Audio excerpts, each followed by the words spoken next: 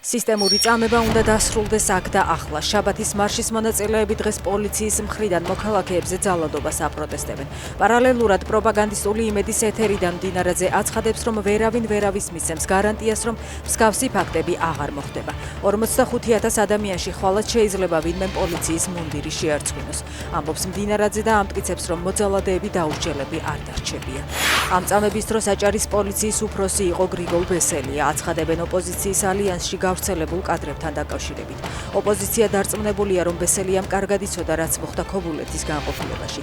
გრიგოლ ბესელია შინაგან საქმეთა სამინისტროდან აპრილში გაუშვეს. არ უთქვამთ რატომ, თუმცა არაოფიციალურ მიზეზად კორუფცია დასახელდა. 40-ზე მეტი ქართული კომპანიისთვის ახლო მომავალში შესაძლოა რუსეთის ბაზარი ჩაიგეთოს. დაელოდეთ ოფიციალურ განცხადებას, აცხადებს პრორუსი ბიზნესმენი მამუკა ფიფია. საუბარია ღვინის, კონიაკის, მინერალური და გაზიანი სასმელების, ასევე სასურსათო პროდუქციის მწარმოებლებზე.